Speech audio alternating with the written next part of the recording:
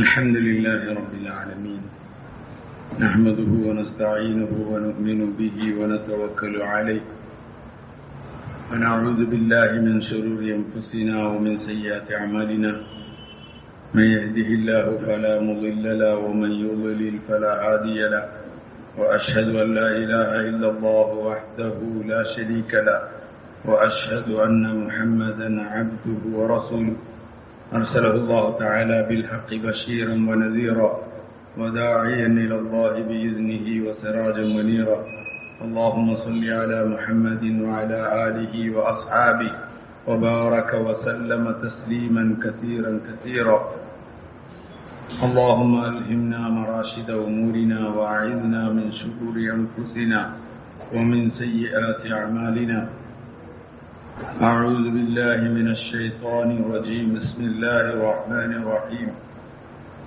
إنما المؤمنون إخوة فأصلحوا بين أخويكم واتقوا الله وقال النبي صلى الله عليه وسلم والله في عون العبد ما كان العبد في عون أخيه أو كما قال عليه الصلاة والسلام ബഹുമാനമുള്ള മുഅ്മിനീങ്ങളെ സഹോദരന്മാരെ സ്നേഹിതന്മാരെ, റമളാനിൽ പ്രധാനമായി ശ്രദ്ധിക്കേണ്ട കുറച്ച് കാര്യങ്ങൾ ഞാൻ പറയാം. റമളാന്റെ മുന്നിലാണ്. എന്തിനൊപ്പം തന്നെ പറഞ്ഞു തരുന്ന റമളാൻ പാഴാവാതിരിക്കാനാണ്. ഒരു കാര്യം നമ്മൾ ആലോചിക്കേണ്ടത്, കഴിഞ്ഞ റമളാനിൽ നമ്മളെ കൂടെ ഉണ്ടായിരുന്ന പല ആൾക്കാരും ഇന്നില്ല.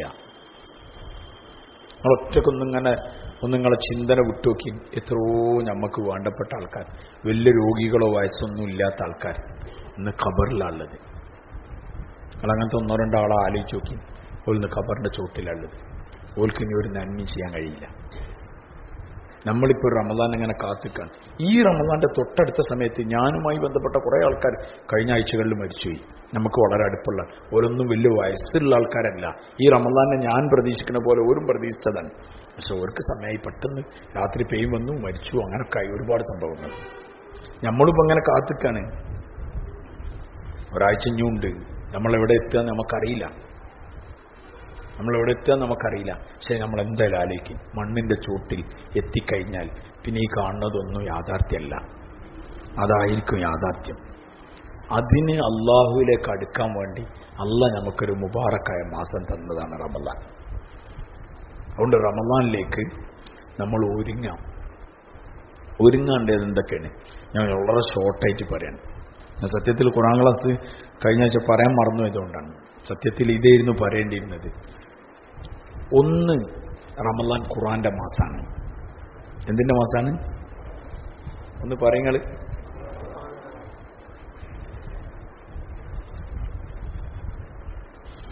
ഷഹ്റു റമളാൻ, റമളാൻ മാസം. അത് കഴിഞ്ഞ സിയാം എന്നാണ് പറയേണ്ടത്, അല്ലേ? സിയാം, നോമ്പ്, അതാ പറയേണ്ടത്. നമ്മളൊക്കെ റമളാൻ എന്ന് പറഞ്ഞാൽ എന്താ നമുക്ക് ഓടല്? നോമ്പ് എന്നാണ്. അള്ളാഹു എന്താ പറഞ്ഞത്? ഷഹ്റു റമളാൻ അല്ലദീ ഉൻസില ഫീഹിൽ ഖുർആൻ. ആ മാസത്തിലാണ് ഖുർആൻ ഇറക്കിയത്. അപ്പം ആ മാസത്തിന്റെ മഹത്വം എന്താണ് അറിയോ? എന്താണ്? ഖുർആൻ ഇറക്കിയത് കൊണ്ടാണ് ആ മാസത്തിന് എന്തുള്ളത്? മഹത്വമുള്ളത്. റമളാനിൽ ഏറ്റവും ശ്രേഷ്ഠമായ ഒരു രാത്രി ഉണ്ടെന്ന് പറഞ്ഞു. ഖൈറും മിൻ അൽഫി ഷഹർ, 1000 മാസത്തെക്കാൾ ശ്രേഷ്ഠമായ ഒരു രാത്രി ഉണ്ട് ഈ റമളാനിൽ എന്ന് പറഞ്ഞു. ആ രാത്രിന്റെ പ്രത്യേകത എന്താ നിങ്ങൾക്കറിയോ? എന്താ? ഇന്നാ അൻസൽനാഹു ഫീ ലൈലത്തിൽ ഖദ്ർ. ഖദ്റിന്റെ രാത്രിയിലാണ് ഈ ഖുർആനെ നമ്മൾ ഇറക്കിയത്. മനസ്സിലായോ? ലൈലത്തുൽ ഖദ്റിന് പ്രത്യേകത ഉണ്ടായത് എന്തുകൊണ്ടാണ്? ഖുർആൻ ഇറക്കിയതുകൊണ്ടാണ്. അതുകൊണ്ട് ഇത് ഖുർആന്റെ മാസാണ്. ഖുർആൻ എന്ന് പറഞ്ഞാൽ നമ്മളെ ഇമാമാണ്. ഖുർആൻ നമ്മളെന്താണ്? ഇമാമാണ്. നമുക്ക് റൂട്ട് മാപ്പ് കാണിച്ചു തരുന്ന ആളാണ്. ഇപ്പം നമ്മൾ പറയില്ലേ, ഞാൻ റൂട്ട് മാപ്പ് അയച്ചിട്ടുണ്ട്, ഗൂഗിളിൽ അയച്ചിട്ടുണ്ട് എന്നൊക്കെ പറയും. നമ്മളിങ്ങനെ മാപ്പ് അയച്ചു കൊടുക്കല്ലോ. പിന്നെ അത് വെച്ചിട്ടാണ് നമ്മളിങ്ങനെ പോണത്. ജീവിതത്തിന്റെ മാപ്പാണ് ഖുർആൻ. അതുകൊണ്ട് തന്നെ ഖുർആൻ ഓരോ മുഅ്മിനും അറിയണം. നമ്മൾ ഈ സാധാരണ മരിച്ചു കഴിഞ്ഞാൽ ഖബറിന്റെ അവിടെ എല്ലാ പരിപാടിയും കഴിഞ്ഞിട്ട് ഒരു കാരണവശാലും അയാൾ മുകളിലേക്ക് ഇങ്ങോട്ട് പിന്നെ 3 കഷ്ണം തുണി പൊതിഞ്ഞ് കാലിൻ്റെ അടിയും കെട്ടും, തലിൻ്റെ അടിയും കെട്ടും, പിന്നെ നെഞ്ഞിൻ്റെ അവിടെ അരൻ്റെ അവിടെ ഒരു കെട്ടും, 3 കെട്ടിട്ടി പിന്നെ കൊണ്ടുപോയി കവർ, ചെറിയ കവർ, അതിലിങ്ങനെ വെക്കണമെങ്കിൽ തന്നെ വേറെ എക്സ്പീരിയൻസ് ആണോ? ഏതിൽ? അങ്ങനത്തെ ചെറിയ കവറായിരിക്കും, അതിലിട്ട് ടൈറ്റാക്കി പിന്നെ അതിന് എന്ത് വെച്ചു മൂടല് കല്ലോ അല്ലെങ്കിൽ സ്ലാവോ എന്തെങ്കിലുമൊക്കെ വെച്ച് പിന്നെ അതിൽ ചളിയൊക്കെ കുഴച്ചിട്ട് അതിൻ്റെ ദോരങ്ങളൊക്കെ അടച്ച് പിന്നെ അതിൻ്റെ പോലെ ഫുള്ള് മണ്ണ് വാരിയിട്ട് പിന്നെ ഒരു കല്ല് അവിടെയും പടിയും കുത്തി ചെടിയൊക്കെ കുത്തിയതിന് ശേഷം വെള്ളം പാർന്നതിന് ശേഷം ഒരു പറച്ചിലുണ്ട്. എന്താണ്? കേട്ടില്ല നിങ്ങൾ?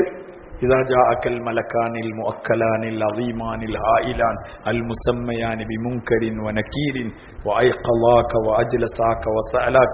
നിങ്ങൾ കേൾക്കല്ലേ? നിങ്ങൾക്ക് എന്താ അറിയല്ലോ? വഅയ്ഖലാക വഅജ്ലസാക എന്നൊക്കെ പറഞ്ഞെന്താ? നിന്നെ ഒരു ഉണർത്തും ഈ 2 മലക്കുകൾ വന്നിട്ട്, വഅജ്ലസാക നിന്നെ പിടിച്ചിട്ട് ഇരുത്തും. അതൊക്കെ ഇങ്ങനെ കേൾക്കുമ്പം കബർക്ക് ഇങ്ങനെ ആലോചിച്ച് നോക്കിയാൽ ഉള്ളിങ്ങനെ പടിയും. പക്ഷെ നമ്മളിങ്ങനെ ചിരിച്ചിക്കണം എന്തുകൊണ്ടാണ് പറഞ്ഞാൽ എന്താ ഈ പറയുന്നതെന്ന് നമുക്കറിയാത്തോണ്ടാണ്. ഒരു 2 പേരും എന്നോട് ചോദിക്കും, മൻ റബ്ബുക വമൻ നബിയുക വമാ ദീനുക വമൻ ഇഖ്വാനുക വമൻ അഖ്വാതുക വമാ ഖിബ്ലതുക വമാ ഇമാമുക എന്നൊക്കെ ചോദിക്കുന്നു. എന്നിട്ട് അതിനിങ്ങനെ മറുപടി പറഞ്ഞു കൊടുക്കണ്ടാവും. റബ്ബി അല്ലാഹ് മുഹമ്മദ് നബി സല്ലല്ലാഹു അലൈഹി വസല്ലം വൽ ഇസ്ലാമു ദീനി വൽ കഅബത്തു ഖിബ്ലതി വൽ ഖുർആനു. നിങ്ങൾ കേൾക്കല്ലേ? ആ ചങ്ങായിനോട് പറഞ്ഞു കൊടുക്കുക. ഓനക്കൊരു ഐഡിയ ഇല്ലാത്ത സാധനമാണ് എന്ത് വൈ. ഒരാൾക്ക് കോപ്പി അടിക്കാൻ പറയണേ, 16ാമത്തെ പാഠത്തിലെ 2ാമത്തെ പാരഗ്രാഫാണ് അതിൻ്റെ ഉത്തരം എന്ന് പറഞ്ഞോട് എത്താം. ഓന് 16ാമത്തെ പേജ് തന്നെ കണ്ടിട്ടില്ല. ഓ എത്താ ഇതാ നിങ്ങൾ പറയും. കോപ്പി അടിച്ചുമ്പോൾ നമ്മളിങ്ങനെ പറഞ്ഞിട്ടില്ല 16ാമത്തെ പേജ് 2ാമത്തെ പാരഗ്രാഫാണ്. പഠിച്ചിന് കുട്ടിയൊക്കെയാണെങ്കിൽ മനസ്സിലാവും 2ാമത്തെ പാരഗ്രാഫ് ഇതാണെന്നൊക്കെ. മറ്റോൻ എന്ത് തിരിയാൻ? ഓൻ 16ാമത്തെ പേജ് തന്നെ അറിയില്ല. ഇതേപോലെ ഓനോട് പറഞ്ഞു കൊടുക്കുക ഓൻ ഖുർആൻ ഇമാമീന്ന്. ഓ എന്ത് ഇമാമ്? ഇന്ന് നമ്മളെ നാടിന്റെ കാഴ്ചപ്പാട് എന്താണ് അറിയോ? മരിക്കാൻ നേരത്താണ് ലാ ഇലാഹ ഇല്ലല്ലാഹ് പറയാ. അതുവരെ സുഖമായിട്ട് ജീവിക്കാം. എപ്പം പറഞ്ഞാൽ മതി? മരിച്ച ആ സമയത്ത് ലാ ഇലാഹ ഇല്ലല്ലാഹ് മുഹമ്മദ് റസൂലുള്ളാഹ് എന്നൊറ്റ പറച്ചിൽ നമ്മൾ പറയാം. അവിടെ നമ്മളത് തീർന്ന്. പിന്നെ ബാക്കിയുള്ള ലാ ഇലാഹ ഇല്ലല്ലാഹിന്റെ കമ്മിയൊക്കെ ആര് പൂർത്തിയാക്കി തരും? ആര് പൂർത്തിയാക്കി തരും? നാട്ടുകാരെല്ലാവരും പാടെ നടക്കുമ്പോഴും ഇരിക്കുമ്പോഴും കൊണ്ടുപോകുമ്പോഴും കവറിലെത്തുമ്പോഴും അത് കഴിഞ്ഞിട്ടും വെള്ളിയാഴ്ച ഒക്കെ പാടെ ചെല്ലിട്ട് എന്താക്കും? നമ്മളെ ചവിട്ടി കുത്തി കയറ്റുന്നാണ് നമ്മൾ വിചാരിക്കണേ. അതിനിങ്ങനെ കാത്തിക്കാണ്. സംഗതി ശരിയാണ്. ഞാൻ മരിച്ച ഞങ്ങളെല്ലാവരും പാടെ കൂടി, പിന്നെ ഈ മഹമ്മൂദാക്കരച്ച വേറെ എല്ലാവരും പാടെ കൂടി, അങ്ങനെ ലാസ്റ്റ് മരിച്ചിനെ ചങ്ങായി കുടുങ്ങും. കാരണം എന്താ പറഞ്ഞാൽ ഓന് ചെല്ലാനോ ആരും ഉണ്ടാവില്ല. ഓൻ കുടുങ്ങി. ഓനേതാണാവോ? ഇതൊക്കെയാണ് ഇപ്പോൾ ആൾക്കാർ വിചാരിക്കണേ. ബായി ഇത് സ്വന്തം ചെയ്യാനുള്ളതാണ്, ജീവിച്ചിരിക്കുമ്പോൾ ചെയ്യാനുള്ളതാണ്. എന്നാൽ ഈ ചെല്ലലൊന്നും ഓർക്ക് വേണ്ടിയിട്ടല്ല. ആർക്ക് വേണ്ടിയിട്ടാണ്? ഇവർക്ക് വേണ്ടിയിട്ടാണ്. അതുകൊണ്ട് ഖുർആാനും ഇമാമി എന്നൊക്കെ പറഞ്ഞു കൊടുക്കുക അറിയും. ഖുർആനായിട്ട് ഒരു ബന്ധമില്ല ജീവിച്ചിരിക്കുന്ന കാലത്ത്. ഈ ഇരിക്കണ നമ്മൾ ഇവിടെ ഇങ്ങനെ ഖുർആൻ ക്ലാസ്സിന് വരുന്നുണ്ട്, എന്തെങ്കിലുമൊക്കെ ആയത്തുകൾ നിങ്ങൾ ചിലപ്പോൾ വയലിലേക്കാനൊക്കെ വരുന്നുണ്ടാകുക. പക്ഷെ ഞങ്ങളോട് വീണ്ടും പറയാണ്, നിങ്ങൾ ഖുർആനും ഇതിന്റെ കൂട്ടത്തിൽ പഠിക്കണം. നിങ്ങൾ ഖുർആനും പഠിക്കണം. ഞാൻ ഓതുന്ന ആയത്തും ഞാൻ ഇതിന്റെ അർത്ഥമൊക്കെ പറഞ്ഞു തരുന്ന വീട്ടിൽ പോയിട്ട് പഠിക്കണം. ഖുർആനായിട്ട് ഇങ്ങനെ ടച്ചായി കഴിഞ്ഞാൽ ഖുർആൻ നമുക്ക് വിശാലതയിലേക്ക് തുറന്നു തരും. നമ്മളെ മനസ്സും വിശാലതാവും, അള്ളാഹുമായിട്ടുള്ള അടുപ്പുണ്ടാവും, പ്രശ്നത്തിന് പരിഹാരം ഉണ്ടാവും. ഖുർആൻ ഭയങ്കര സ്ഥാനമാണ്. ഖുർആൻ ഹിദായത്തിന്റെ വെളിച്ചം കാണിച്ചു തരും. ഖുർആൻ മനുഷ്യർക്ക് ഹിദായത്തിന്റെ ഗ്രന്ഥാണ്. ഷഹ്റു റമളാൻ അല്ലദീ ഉൻസില ഫീഹിൽ ഖുർആൻ, പിന്നെ ഹുദൻ ലിന്നാസാണ്. മനുഷ്യർക്ക് ഹിദായത്തിനുള്ള ഗ്രന്ഥാണത്. പിന്നെ നമുക്കും ഹിദായത്തുണ്ടാവൂലേ? ഹുദല്ലിൽ മുത്തഖീനാണ്. അതുകൊണ്ട് ഈ ഖുർആൻ പഠിക്കണം. ഖുർആൻ പഠിക്കാതെ ആർക്കും രക്ഷപ്പെടാൻ പറ്റില്ല കേട്ടോ. ഇത് എന്തുകൊണ്ടാണ് ആലിമീങ്ങൾ പറഞ്ഞു കൊടുക്കാത്തതെന്ന് എനിക്കറിയില്ല. ആരും പറഞ്ഞു കൊടുക്കണ കാണില്ല. പക്ഷെ ഖുർആൻ പഠിക്കാൻ ഇത് നമുക്ക് പഠിക്കണ്ടല്ലോ, വേറെ ആർക്കും ഉള്ളതാണ്. നമ്മൾ പഠിക്കണം, നമ്മൾ നന്നാവും. ഞങ്ങളോട് പറഞ്ഞോന്ന് എനിക്കറിയില്ല. ഞാൻ മുമ്പൊരിക്കൽ ജാമിയ മസ്ജിദ് കാണാൻ ഡൽഹി ഉണ്ടായിരുന്നു. എൻ്റെ കൂടെ കുറേ ആൾക്കാരുണ്ടായിരുന്നു. അപ്പം അങ്ങനെ ഒരു പറഞ്ഞു, നമ്മൾ ലാൽക്കിലിയും പിന്നെ ജാമിയ മസ്ജിദും ജസ്റ്റ് ഒന്ന് കണ്ടിട്ട് വരാമെന്ന് പറഞ്ഞു. ഞാൻ പറഞ്ഞു ആയിക്കോട്ടെ, അവർക്ക് ഉറുദു ഒക്കെ കുറച്ച് കമ്മിയുള്ളതുകൊണ്ട് ഇന്ന ധൈര്യത്തിന് കൂട്ടിയതാണ്. ആയിക്കോട്ടെ, ഞാൻ പറഞ്ഞു ലാൽക്കിലൊക്കെ കണ്ടു. പിന്നെ കഴിഞ്ഞിട്ട് ജാമിയ മസ്ജിദിൻ്റെ ആ സ്റ്റെപ്പ് ഇങ്ങനെ കയറണം. അപ്പം ഞാൻ കുറച്ചടത്തിയപ്പോൾ കയറി ഇങ്ങനെ മടുത്തപ്പം ഞാൻ അവരോട് പറഞ്ഞു, ഇനി ഇങ്ങനെ നേരെ കയറിയാൽ ആ കാണുന്ന ജാമിയ മസ്ജിദാണ്. അപ്പോൾ ഒരു പകുതി കയറിയാൽ അവിടെ ഒരു ചെറിയ പള്ളിയുണ്ട്. ജാമിയ മസ്ജിദ് പോയ ആൾക്കറിയാം. ഇപ്പം എന്തോ വിവാദവും ഗുലുമാലൊക്കെ ഉള്ള ആ പള്ളിയാണ്. ആ ചെറിയ പള്ളിൻ്റെ അവിടെ ഞാൻ ആ പള്ളി കയറിയിരുന്നു. അപ്പം ഞാൻ പറഞ്ഞു, വരുമ്പോൾ ഞാൻ ഈ പള്ളിയിൽ എന്നെ വിളിച്ചാൽ മതി പറഞ്ഞു. ഓല അങ്ങോട്ട് പോയി. ഞാൻ കുറച്ച് നേരം അടങ്ങി ഇരുന്ന് ഉറക്കൊന്നും വരുന്നില്ല. അപ്പം ഞാൻ അവിടെ ഒരു മാഗസിൻ ഉണ്ട്, ഒരു മജല്ല ഉറുദുവിലുള്ള, അത് വെറുതെ എടുത്ത് ഇങ്ങനെ മറിച്ചൊക്കെ വായിച്ചൊക്കെ അതിലൊരു കാർബുസാരി എന്ന് പറഞ്ഞൊരു കണ്ടപ്പം അത് വായിച്ചൊക്കെ വെറുതെ വായിച്ചൊക്കെ എന്താണുള്ളത്, ഒരു പയ്യൻ ഡിഗ്രി പഠിച്ചു കഴിഞ്ഞു. അവൻ്റെ കൂട്ടത്തിൽ ഒരു പെൺകുട്ടി ഉണ്ടായി, മുസ്ലിം പെൺകുട്ടി. അവൻ ഒരു മുസ്ലിം സഹോദരൻ, ഒരു ഹിന്ദു സഹോദരനാണ്. ഓൻ അത് വായിച്ചു. അല്ല, ഓന് ആ ഡിഗ്രി കഴിഞ്ഞ് ഓളും ആ ഡിഗ്രി അതേ ക്ലാസ്സിൽ, ഓൾ തമ്മിൽ ഭയങ്കര സ്നേഹബന്ധമായിരുന്നു. അങ്ങനെ ഡിഗ്രിയൊക്കെ കഴിഞ്ഞ് ഓളെ കല്യാണാലോചന വരുമ്പോൾ ഇവനോട് പറഞ്ഞു. അപ്പോൾ ഇവളെ വാപ്പനായിട്ട് ഡയറക്റ്റ് ബന്ധപ്പെട്ട് ഇവളെ കല്യാണം കഴിപ്പിച്ചു തരുമെന്ന് ചോദിച്ചു. അങ്ങനെ ഇയാൾ എന്ത് ചെയ്തു പറഞ്ഞു, ആയിക്കോട്ടെ നിന്നെ കാണണം എനിക്ക് പറഞ്ഞു. അങ്ങനെ ഡൽഹി ഒരു സ്ഥലത്ത് വന്നു, രണ്ടാൾ മീറ്റ് ചെയ്തു. അയാളെ കാറിൽ വന്ന് മീറ്റ് ചെയ്തു. രണ്ടും സാമ്പത്തിക സെറ്റപ്പുള്ള ആൾക്കാരാണ്. അങ്ങനെ സംസാരിച്ചു. ഇവനെ കണ്ടപ്പോൾ നല്ലൊരു പയ്യൻ, അവനോട് കാര്യങ്ങളൊക്കെ പറഞ്ഞു. ഞാനൊരു മുസ്ലിമാണ്, അങ്ങനെയൊക്കെ ഒരു അവസ്ഥ ഉള്ളതാണ്, അതുകൊണ്ട് എനിക്ക് പെട്ടെന്നൊരു തീരുമാനം എടുക്കാൻ പറ്റൂല, അതുകൊണ്ട് നീ ഒരു കാര്യം ചെയ്യുന്ന പറഞ്ഞിട്ട് ഒരു ഇംഗ്ലീഷിന്റെ ഒരു ട്രാൻസ്ലേഷൻ ഇയാൾക്ക് കൊടുത്തു. പിക്താളിന്റെയോ മറ്റേതിന്റെ ഒരു ഇംഗ്ലീഷ് ട്രാൻസ്ലേഷൻ ഇയാൾക്ക് കൊടുത്തു ഈ പയ്യന്. അവനോട് പറഞ്ഞു, ജസ്റ്റ് ഇതൊന്ന് വായിച്ചു നോക്ക്, എന്നിട്ട് എന്താണ് എൻ്റെ അഭിപ്രായം കാര്യങ്ങളൊക്കെ ഒന്ന് പറഞ്ഞിട്ട് നമുക്ക് ആ കല്യാണത്തിൻ്റെ കാര്യം ആലോചിക്കാം. ഞാൻ ഒറ്റയടിക്ക് വേണ്ടെന്നൊന്നും പറയുന്നില്ല, ഞങ്ങൾക്ക് അങ്ങനെ ഇഷ്ടമാണെങ്കിൽ അതിനെപ്പറ്റി ഞാൻ ആലോചിക്കും, പോസിറ്റീവായിട്ട് തന്നെ ഞാൻ ഉണ്ടാവും എന്നൊക്കെ പറഞ്ഞ് വളരെ മാന്യമായി ഇയാളോട് സംസാരിച്ചു. അപ്പോൾ ചെറുപ്പക്കാരൻ തോന്നി വളരെ മാന്യമായ ഒരു കാര്യമാണല്ലോ അത്. അങ്ങനെ ഇവരെന്ത് ചെയ്തു പറഞ്ഞാൽ ഈ ഖുർആൻ അങ്ങനെ വായിക്കാൻ തുടങ്ങി, ട്രാൻസ്ലേഷൻ. അതിങ്ങനെ വായിച്ച് കുറച്ച് കഴിഞ്ഞപ്പോൾ എനിക്ക് ഭയങ്കര ഇതിൽ ഹരം കുടുങ്ങി. ഖുർആന്റെ ഏറ്റവും പ്രത്യേകത തുടക്കത്തിൽ ഒരു ഐഡിയ കിട്ടൂല, വായിച്ച് ഇങ്ങനെ അതിലേക്ക് പോകുമ്പം അത് ഭയങ്കര ഹരം തരാൻ തുടങ്ങും. നമുക്ക് ഇങ്ങനെ ജിജ്ഞാസൊക്കെ തുടങ്ങും, നമുക്ക് പല സാധനത്തിനും ഉത്തരം കിട്ടിയമായി തോന്നും. അതൊക്കെ ഖുർആന്റെ പ്രത്യേകത തന്നെ. ഓരോ സമയത്തും ഞാൻ ഇപ്പം ഇവിടെ എടുത്ത ഖുർആൻ ക്ലാസ് അരീക്കോടെ പോയി എടുക്കുമ്പോൾ വേറെ സാധനമായിട്ട് ഉണ്ടായാലും ഇനി അത് ഞാൻ വേറെ സ്ഥലത്ത് എടുക്കുമ്പോൾ വേറെ കോലത്തിലുണ്ടാവുക. കാരണം എന്താ പറഞ്ഞാൽ അത് അതിന്റെ ആഴ്ചക്ക് ചെല്ലുന്നതനുസരിച്ച് അത് വേറെ സാധനം തരും, വേറെ സാധനം തരും. ഒരു 15 കൊല്ലം മുമ്പ് ഞാൻ സൂറത്ത് വാക്യം എടുത്തിരുന്നു, എവിടെ എടുത്തതെന്ന് ഓർമ്മയില്ല, 15 കൊല്ലം മുമ്പ്. പക്ഷെ ഞാൻ അന്ന് വാക്യം എടുത്ത പോലെയല്ല ഇന്നുള്ളത്. അന്ന് വേറെ സാധനം, ഇന്ന് വേറെ സാധനം വരും. കാരണം ഖുർആന്റെ പ്രത്യേകതയാണ് അത്. അപ്പൊ ഇയാളതിങ്ങനെ വായിച്ചു പോകാൻ ഭയങ്കര ഹരായി, അതിലിങ്ങനെ പോയി. കുറച്ച് കഴിഞ്ഞപ്പോൾ ഇങ്ങനെ ചിന്തിക്കാൻ തുടങ്ങി, ഇങ്ങനെ ജീവിക്കുന്ന ആരെങ്കിലും ഉണ്ടോ. അങ്ങനെ ഓരോരുത്തരിലേക്ക് നൂലിടിച്ചു നോക്കാൻ തുടങ്ങി, ഇങ്ങനെ ടാലി ചെയ്യാൻ തുടങ്ങി. അപ്പോൾ ഓനെ ഇങ്ങനെ അങ്ങ് നോക്കിയപ്പോൾ ഒരു ടീമിനെ ഓന് മനസ്സിലായി. അവരുമായിട്ട് ഓൻ സംസാരിച്ചു. അപ്പോൾ ഓനക്ക് ഇവന്റെ കാഴ്ചപ്പാടും ഖുർആന്റെ കാഴ്ചപ്പാടും ഏകദേശം ബറാബർ പോലെ തോന്നിയപ്പം ഓൻ പറഞ്ഞു, ആയിക്കോട്ടെ എന്നാൽ എനിക്ക് ഇസ്ലാമിനെ കുറിച്ച് പഠിക്കുകയും മുസ്ലിം ആവുകയൊക്കെ ചെയ്യണമെന്ന് പറഞ്ഞു. അങ്ങനെ അവരതിന്റെ സൗകര്യമൊക്കെ ചെയ്തു കൊടുത്തു. ഓൻ മുസ്ലിമായി. ഓരോ 4 മാസം അള്ളാന്റെ മാർഗത്ത് പോയി, ഈ കിതാബ് പോയിട്ട് ട്രാൻസ്ലേഷനായിട്ട്. അങ്ങനെ ആൾക്കാരെ ദാവത്തും ചെയ്യും. അങ്ങനെ പള്ളിയിൽ നിന്ന് ഇങ്ങനെ ദീന് കാര്യങ്ങൾ പഠിക്കാനും മനസ്സിലാക്കാനും വേണ്ടി ഓൻ പള്ളിയിൽ ഇവരെ കൂടെ ഇങ്ങനെ കൂടി. മാഷാഅല്ലാഹ് 4 മാസം കഴിഞ്ഞപ്പോൾ അവനക്ക് താടിയൊക്കെ ആയി, അവനക്ക് തൊപ്പിയും ചുബിയൊക്കെ ആയി, അവനൊരു കോലൊക്കെ ആയി. ഓപ്പത്തിന് ഖുർആൻ ട്രാൻസ്ലേഷൻ വായിച്ച് തീർത്തു, ഇംഗ്ലീഷ് ട്രാൻസ്ലേഷൻ വായിച്ച് തീർത്തു. അവനക്ക് ഭയങ്കര നല്ല പഠിക്കുന്ന പയ്യനാണ്. അങ്ങനെ ഒക്കെ കഴിഞ്ഞ് പിന്നെ അങ്ങനെ കുറച്ച് ലൈഫ് കുറച്ച് ഇങ്ങോട്ടായി, ഒരു 8 മാസമായി. അപ്പൊ ഈ പെണ്ണിന്റെ വാപ്പത്ത് പോയിട്ട് ഒരു ഐഡിയ ഇല്ല പിന്നെ എന്താണെന്നുള്ളത്, മെനാണ്ട് വിളിച്ചിട്ടുമില്ല. അങ്ങനെയൊക്കെ കഴിഞ്ഞതിന് ശേഷം പെണ്ണിന്റെ വാപ്പനെ വിളിച്ചു. അപ്പൊ പെണ്ണിന്റെ വാപ്പ പറഞ്ഞു, ഓക്കെ എന്താണെന്നൊക്കെ പറഞ്ഞു. അപ്പൊ ഇയാൾ പറഞ്ഞു, നമ്മൾ അന്ന് മീറ്റ് ചെയ്ത സ്ഥലത്ത് നമുക്ക് മീറ്റ് ചെയ്യാം, ഞാൻ അങ്ങോട്ട് വരാറുണ്ട്. അങ്ങനെ ഇവൻ വന്നു ഇയാൾ നോക്കുമ്പോൾ ആകെ വനെന്തായിട്ടുണ്ട്, താടിച്ചിന് തൊപ്പിച്ചിന്, ഇപ്പം ഭയങ്കര സെറ്റപ്പ്. ഇയാളും കൂടി അങ്ങനല്ല, ആര് ഈ തെർജുമെന്നാളും കൂടി അങ്ങനെയല്ല ഉള്ളത്. അപ്പൊ അങ്ങനെ ഇയാൾക്ക് ഭയങ്കര അത്ഭുതം. അയാൾ കെട്ടിപ്പിടിച്ചു, ഇയാൾ ഇത് കാര്യങ്ങളൊക്കെ ചോദിച്ചു. അപ്പൊ കാര്യമൊക്കെ പറഞ്ഞു കൊടുത്തു. ലാസ്റ്റ് അയാൾ ഈ തെർജുമ ഇയാൾക്ക് കൊടുത്തു, ആ കുട്ടീന്റെ വാപ്പന്റെ കൊടുത്തു. ഇതാ ട്രാൻസ്ലേഷൻ തങ്ങൾ ഞാൻ ആ ഇതിന് കാർഗുസാരിയിൽ വായിച്ചതാണ്, അത് കൊടുത്തു. അപ്പൊ അയാൾ പറഞ്ഞു, ഇതെല്ലാം നിങ്ങൾ വെച്ചോളി. അല്ലല്ല ഇത് നിങ്ങൾ വെച്ചോളി, ഞാൻ എനിക്ക് വേറെ എന്റെ തർത്തീബുണ്ട് എന്നൊക്കെ പറഞ്ഞിട്ട് പറഞ്ഞു. അപ്പൊ അയാൾ വാങ്ങി. അത് വാങ്ങിയപ്പോൾ പറഞ്ഞു, ഇത് നിങ്ങളെ മോക്കൊന്ന് കൊടുക്കണം കേട്ടോ പറഞ്ഞു വായിക്കാൻ.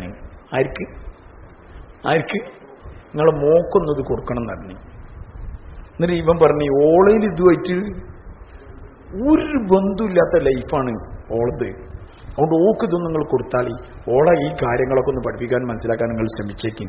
ഞാൻ എന്തായാലും ഇനി ഓളും ഞാനും പാടുള്ള ഒരു ജീവിതത്തിനെ പറ്റി ഞാൻ പ്രതീക്ഷിക്കില്ല. കാരണം എനിക്ക് കുറച്ചും കൂടി ദീനിയായി പഠിക്കാനും മനസ്സിലാക്കാനൊക്കെ പറ്റിയൊരു സ്ത്രീനെ, ഒരു കുറച്ചും കൂടി ദീനിയായ അറിവുള്ള ഒരു പെണ്ണിനെ ഞാൻ ആഗ്രഹിക്കണേ. ഓൾക്ക് നിങ്ങളൊരു ദീനിയായ നല്ല ഭർത്താവിനെ കണ്ടെത്തിക്കൊള്ളി എന്ന് പറയുമ്പോൾ ആ കിതാബും കൊടുത്തപ്പോൾ തടിയെടുത്തു. അതാണ് അതിലുള്ളത്. ആ കാർഗുസാരി ഞാൻ വായിച്ചത്. ഇപ്പോഴും സ്ഥലവും ഓർമ്മയുണ്ട്, സന്ദർഭം ഓർമ്മയുണ്ട്. ഞാൻ പറഞ്ഞത് ഖുർആൻ ഒരാളെ ജീവിതത്തിന് മാറ്റം വരുത്തുകയും, പക്ഷെ ഖുർആൻ പഠിക്കണ്ടെന്ന് നമ്മൾ ആരോടോ പറഞ്ഞ മാതിരി നമ്മൾ ഖുർആൻ അല്ലാത്തതൊക്കെ പഠിക്കും, ഖുർആൻ മാത്രം പഠിക്കൂല. പൈസ എത്ര ചെലവാക്കും കൗൺസിലിങ്ങിന് വേണ്ടി, പേഴ്സണൽ ഡെവലപ്മെന്റിന് വേണ്ടി, എന്തൊക്കെയോ സംഗതിക്ക് വേണ്ടി നമ്മൾ പൈസ ഇഷ്ടം പോലെ ചെലവാക്കണ്ട്. എന്താവാനാ? ഒന്നും ആവില്ല. പൈസ പോവാന്നല്ലാതെ ഒന്നും നടക്കില്ല. പക്ഷെ ഖുർആനിലേക്ക് ഇങ്ങനെ ബന്ധപ്പെട്ടാൽ ഖുർആൻ മനസ്സിന് വിശാലത തരും. എനിക്ക് ആരുമില്ല എന്നുള്ള തോന്നലിന് ആദ്യം അവനെ രക്ഷപ്പെടുത്തും. എന്ത്? ഖുർആൻ. എനിക്ക് ആരുണ്ട്? അള്ളാന്റെ വെൽപ്പ് അറിയും. നമുക്കൊക്കെ ഇന്ന് അള്ളണ്ട് എന്ന് പറയാനേ അറിയുള്ളൂ. വിശാലമായ അർത്ഥത്തിലുള്ള അള്ളാനെ അറിയാം. എപ്പം?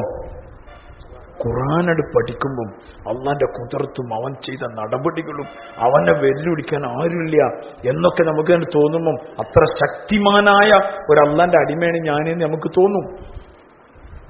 അതുകൊണ്ട് സഹാബാക്കളെ തിരുത്തിയ സാധനമാണ് എന്ത്? ഓരത്ര അവസ്ഥയിൽ ജീവിച്ച ആൾക്കാരല്ലേ ഓരോ 23 കൊല്ലം കൊണ്ട് ഇത്ര ഉത്കൃഷ്ടരാക്കിയത് ഈ ഖുർആനാണ്. ഈ ഖുർആൻ നമ്മളെ കൈമേലുണ്ട്. സത്യം പറഞ്ഞാൽ ഒരാൾ ഫാത്തിഹ ഓതിയാൽ പിന്നെ അടുത്ത് ഓതുന്ന സൂറത്ത് മിക്കവാറും ആൾക്കാർ ഇന്നാത്തിനാക്കൽ കൗസറാണ്. കാരണം ഖുർആനിലെ ഏറ്റവും ചെറുതാണ്. പോണല്ലോ നമുക്ക്. അതിന്റെ അർത്ഥം കൂടി നമുക്കറിയില്ല. ഇന്നാ അഅ്തൈനാക്കൽ കൗസർ ഫസല്ലി റബ്ബിക വൻഹർ ഇന്ന ശാനിയക ഹുവൽ അബ്തർ. 3 ആയത്തേ ഉള്ളൂ. അതിന്റെ ഫുൾ അർത്ഥം. അതുകൊണ്ട് ഇതാണ് ഉദ്ദേശിക്കുന്നത് എന്ന് അറിയാത്ത എത്രയോ ആൾക്കാർ 50 വയസ്സ് 60 വയസ്സ് 70 വയസ്സ് 35 വയസ്സ് 40 വയസ്സൊക്കെ ഉള്ള ആൾക്കാരുണ്ട്. ഇല്ലേ? നിങ്ങൾ നോക്കി. നമുക്കറിയില്ല. എപ്പോഴും ഓതുന്നതാണ് കുല്ലുല്ലാഹു അഹദ്. അറബികൾ ചോദിച്ചതാണ് ഉൻസുബ്ലന റബ്ബക്, നിന്റെ റബ്ബിന്റെ നസബ് കുടുംബ പരമ്പര ഒന്ന് പറഞ്ഞുകൊണ്ടെന്നാണ്. കാരണം അറബികൾ ഭയങ്കര പരമ്പരന്റെ ആൾക്കാരാണ്. ഏത് ഇങ്ങനെ പരമ്പര പറഞ്ഞ ആൾക്കാരാണ്. ഇപ്പോഴും ഉണ്ട് ഓരോ കബീലകൾ, സെഹ്റാനി, ഖഹ്താനി, ഹാമിദി എന്നൊക്കെ പറഞ്ഞിട്ട് ഒക്കെ ഭയങ്കര സെറ്റപ്പ്. എപ്പോഴും ഏത് കാലത്തുള്ളതാണ് അതൊക്കെ. ഇപ്പോഴും ഉണ്ടാവും. കൊണ്ടെടുക്കുന്ന ആൾക്കാരാണ് അവർ. ഓരോ പേരിന്റെ ബാക്കിലൊക്കെ ഉണ്ടാവും. നമ്മളിവിടെയൊക്കെ ഫൈസി, ദാരിമി, ഖാസിമി, അത് കൗസരി എന്നൊക്കെ പറഞ്ഞിട്ട് കൊടുക്കണ പോലെ അറബി പണ്ഡിതന്മാരൊക്കെ ബാക്കിൽ ഉണ്ടായാലും എന്തേക്കും ഒക്കെ ഓരോ കുടുംബത്തിന്റെ അങ്ങനത്തെ എന്തെങ്കിലുമൊക്കെ പേരുകൾ ഉണ്ടാകുക. ഇപ്പോൾ അത് കൊണ്ടെടുക്കുന്ന ആൾക്കാരാണ്. അതുകൊണ്ട് ഓർക്ക് അള്ളാഹിനെ പറ്റി പറഞ്ഞ ഓരോ എന്താ അതിന്റെ പരമ്പര. അപ്പൊ അള്ളാഹു തആല പറഞ്ഞു ഖുൽ ഹു അല്ലാഹു അഹദ് അല്ലാഹു സമദ് ലം യലിദ് വലം യൂലദ് വലം യകുൽ ലഹു. അതിന്റെ അർത്ഥം കൂടി ഞമ്മക്കറിയില്ല. സത്യത്തിൽ ഇത് ഞാൻ സത്യം പറയാം, വർഷങ്ങളായി നമ്മൾ യാസീനോദന്, നമുക്ക് യാസീന്റെ അർത്ഥം അറിയില്ല. എത്തപ്പം ഇതിന്റെ കഥ. അതങ്ങനെ ഓതാനുള്ള ഒരു കിതാബായിട്ട് കൊണ്ടെടുക്കാൻ. അതുകൊണ്ട് ഇത് റമദാൻ വരികയാണ്. എനിക്ക് നിങ്ങളോട് ഞാൻ വല്ലാതെ പറയുന്നില്ല. ഏറ്റവും പ്രധാനപ്പെട്ട ഒരു കാര്യം, ഖുർആൻ ഖത്തം ഓതണം. തീർച്ച അത് ഓതിയാൽ പ്രതിഫലമുണ്ട്, സംശയിക്കണ്ട. 100%. ഒരാൾ ഒരു ഹർഫ് നമസ്കാരത്തിൽ ഓതിയാൽ അയാൾക്ക് 100 നന്മ കിട്ടും. ഇരുന്ന് നിസ്കരിക്കുകയാണെങ്കിൽ 50 നന്മ കിട്ടും. ഉളുവോട് കൂടി ഓതുകയാണെങ്കിൽ 25 നന്മ നിസ്കാരത്തിന്റെ പുറത്ത്. ഒരാൾ ഉളു ഇല്ലാത്ത ഓതിയാൽ 10 നന്മ കിട്ടും. ഒരാൾ ഖുർആൻ ഓതിനെ കേട്ടാൽ 1 നന്മ കിട്ടും. ഖുർആനിൽ എത്ര ഹർഫുള്ളത്, ഫാത്തിഹയിൽ എത്ര ഹർഫുണ്ട്. അപ്പൊ ഓതിയാൻ നന്മ കിട്ടൂല, നിങ്ങൾ ആരും സംശയിക്കണ്ട. ഉറപ്പായിട്ടും കിട്ടും. ഓതും വേണം. പക്ഷേ 2 ഖത്തം 3 ഖത്തം 5 ഖത്തൊക്കെ തീർക്കുന്ന ആൾക്കാരുണ്ടാവും ഇതിൽ. നിങ്ങളോട് എനിക്ക് റിക്വസ്റ്റ് എന്താണെന്ന്, ഒരു ഖത്തം നിങ്ങൾ ഓതിക്കോളി, നോക്കിയിട്ട് തെറ്റില്ലാതെ. ബാക്കിയുള്ളത് നിങ്ങൾ ഖുർആന്റെ തഫ്സീർ പഠിക്കും, ഏതെങ്കിലും പരിഭാഷ വെച്ചിട്ട്. പക്ഷെ പരിഭാഷന്റെ കൂട്ടത്തിൽ ആര് വേണമെന്നാൽ വെറും ഗൂഗിൾ മാപ്പ് പോയാൽ ചിലപ്പോൾ തോട്ടിലൊക്കെ എത്തും. മനസ്സിലായില്ലേ? പാടത്തൊക്കെ എത്തിയിട്ട് പറയും കഴിഞ്ഞെന്നറിയും. ഏത് നിങ്ങൾ പറഞ്ഞ സ്ഥലത്തി അറിയും. ഒരു സ്ഥലത്തിണ്ടല്ലോ, പാടത്തിന്റെ നടുക്ക്. എന്നുവെച്ചാൽ റോഡ് ഇങ്ങനെ ഒരു ഇവിടെ ഇങ്ങനെ സ്ഥലം പറയില്ല. ഞാൻ നമ്മളൊരു ചങ്ങായി മാപ്പ് ഇട്ട് എന്നിട്ട് നടുക്കത്തിരി വിളിക്കണ്ടോനെ, എടാ ഇവിടെ നടുക്കെത്തിയ പാടത്തിന്റെ ഏടെ എന്റെ പെരാന്ന്. കാരണം ഓൻ അയച്ചെടുത്ത മാപ്പാണ്. മാപ്പ് ആട്ടുമുട്ടൊക്കെ കൊണ്ടുപോകും. അപ്പൊ എപ്പോഴും നാട്ടുകാരുണ്ടാവും അവിടെ ഇവിടെയൊക്കെ പീടിയല് തൊള്ളർന്നിങ്ങനെ എന്ത് ചെയ്യണോ, മാപ്പിന്റെ കൂട്ടത്തിൽ ചോദിക്കും കൂടി വേണം അതെങ്ങനെ അങ്ങനെ നല്ലേന്ന്. ഇതേപോലെ ഒരു ആലിമിനെ വെച്ചിട്ട് വേണം തഫ്സീർ വായിക്കാൻ. എന്നുവെച്ചാൽ അതിന്റെ അർത്ഥം ഞാൻ പറഞ്ഞെന്താ, കൺഫ്യൂഷൻ തോന്നുന്നുണ്ടെങ്കിൽ, സംശയങ്ങൾ തോന്നുന്നുണ്ടെങ്കിൽ, എന്തെങ്കിലും അങ്ങോട്ടും ഇങ്ങോട്ടും താറും വിപരീതം ആയിട്ട് തോന്നുന്നുണ്ടെങ്കിൽ, വൈരുദ്ധ്യം തോന്നുന്നുണ്ടെങ്കിൽ അവിടെ പെൻസിലോട് മാർക്ക് ചെയ്യുക. വേഗം അടുത്ത ആലിമിനെ വിളിക്കുക, അല്ലെങ്കിൽ ആലിമിനോട് ചോദിക്കുക, എന്താണ് ഇവിടെ ഇങ്ങനെ ആയിട്ടുണ്ടല്ലോ, അവിടെ എങ്ങനെ ഉണ്ടല്ലോ, എന്താണ് കൊണ്ട് ഉദ്ദേശിക്കുന്നത്. അപ്പൊ അയാൾ വളരെ കൂളായിട്ട് പറഞ്ഞത് ഇത് ഇങ്ങനെ അങ്ങനെ അങ്ങനെ, ഓ നമുക്ക് പിന്നെയും മുന്നോട്ട് പോവാം. അങ്ങനെ ഉലമാക്കളോടുള്ള സഹവാസത്തോടു കൂടി നിങ്ങൾ തഫ്സീർ വായിക്കും. എന്തായാലും വായിച്ച് പഠിക്കണം. അതൊരു ലക്ഷ്യമാക്കി എടുക്കണം. അല്ലാണ്ട് വെറുതെ ഒരു ആവേശത്തിൽ വായിച്ചിട്ടേച്ച് പോവില്ല. ഖുർആൻ കുറച്ച് പഠിച്ചു അയാൾ മരിച്ചു, അയാൾ നാളെ ആലിമീങ്ങളെ കൂട്ടത്തിൽ അയാൾ അള്ളാഹു പുനരുദ്ധാരണം നടത്തും. അതുകൊണ്ട് ഖുർആൻ പഠിക്കണം, പഠിക്കും ഇൻഷാ അല്ലാഹ്. ഒരു കാര്യം. രണ്ടാമത്തെ കാര്യം എന്താണ് പറഞ്ഞാൽ, റമളാനിലെ മുഴുവൻ ഫർളുകളും മസ്ജിദിൽ നിന്ന് നിസ്കരിക്കണം. മുമ്പും പിമ്പുള്ള സുന്നത്തുകളോട് കൂടി. ബാങ്ക് പള്ളിയിൽ നിന്ന് കേൾക്കണം. എന്നുവെച്ചാൽ അത്രയും നേരത്തെ പോവുക. നമ്മളൊക്കെ ഉണ്ടല്ലോ വെറുതെ ഒരു ലൂറിനൊക്കെ ഇങ്ങനെ കാത്തിക്കല്ല. ലൂറൊക്കെ പള്ളിയിലെത്തിയിട്ട് ബാങ്ക് കേൾക്കുക, ഉളു എടുത്തിട്ട്. പള്ളിയിലെത്തിയിട്ട് പറഞ്ഞാൽ ഈ വരാന്തയിൽ ഇങ്ങനെ ഇരിക്കണ്ടാവും ആൾക്കാർ. മനസ്സിലായില്ല? അങ്ങനെ റോഡുമ്പോൾ പോണ ആളൊക്കെ നോക്കിയിട്ട് ഓൻ എപ്പോഴോ വന്നിട്ടുണ്ടാവും. എന്നിട്ട് ഇക്കാമത്ത് എടുക്കുമ്പോഴേക്ക് പാഞ്ഞെന്ന് ഉതുണ്ടാക്കല്. അതല്ല, ഉതു എടുത്തിട്ട് പള്ളിയിലെത്തുക, അപ്പം ബാങ്ക് കൊടുക്കുക, വേഗം നിസ്കരിക്കുക, ബാക്കി കുറച്ച് സമയം ഉണ്ടാവും പോവുക, ദിക്ർ ചെയ്യുക, അമലുകൾ ചെയ്യുക. പള്ളിയിൽ അധികമായി റമളാനിൽ സമയം ചെലവാക്കുക. ഇഅ്തികാഫിലായിട്ട് ഏറ്റവും കൂടുതൽ അള്ളാഹുവായിട്ട് അടുക്കാൻ പറ്റിയ സ്ഥലമാണ് ഏത്? മസ്ജിദുകൾ. പള്ളിയിൽ ഈമാന്റെ വാസസ്ഥലാണ്, മുഅ്മിനീങ്ങളുടെ വാസസ്ഥലാണ്. ഈമാനുണ്ട് നിങ്ങൾ സാക്ഷ്യം വഹിച്ചോളി പള്ളിയിൽ നിൽക്കുന്ന ആൾക്കാർ. പ്രത്യേകിച്ച് റമളാനിൽ നമ്മൾ പള്ളിയിൽ അധികമായി സമയം ചെലവാക്കുക. 1 മുതൽ ഇരിക്കാൻ പറ്റുന്ന ഒരു തടസ്സമില്ലാത്തവർ പള്ളി വന്നിരുന്നോളി. എപ്പോഴെങ്കിലും എന്തെങ്കിലും അത്യാവശ്യം ഉണ്ടെങ്കിൽ പേരെ പോയിക്കോളി, കുഴപ്പമൊന്നുമില്ല. പക്ഷെ അധികം പള്ളിയിൽ തന്നെ ആയിക്കോട്ടെ. ചിലർ ജോലിക്ക് പോകുന്ന ആളുണ്ടാവും, ജോലി കഴിഞ്ഞ് മസ്ജിദിൽ വന്ന് തറാവിസ്കാരൊക്കെ കഴിഞ്ഞ് കുറച്ചു നേരം ഖുർആനൊക്കെ ഓതി പള്ളിയിൽ തന്നെ കിടന്നോളി.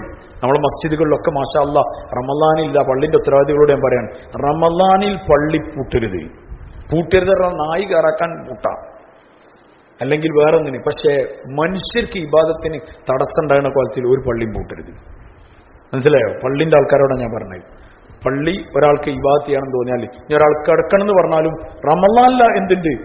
സകല ശൈത്താന്മാരും കെട്ടിയിരുന്ന മാസത്തിൽ നമ്മൾ ഒരു ശൈത്താനാവാൻ വെക്കണ്ട. മനസ്സിലായില്ലേ? നോമ്പുകാരെങ്കിലും വന്നാൽ അവർക്ക് അത്താഴത്തിനുള്ള തർത്തീബ് ഉണ്ടാക്കി കൊടുക്കണം. ആരെ പണിയാണ്? അത് നാട്ടുകാരെ പണിയാണ്. ബൈ ഹോട്ടലൊക്കെ ഇപ്പം വന്നതാണ്, മുസ്ലിമീങ്ങളെ പണിയാണ്.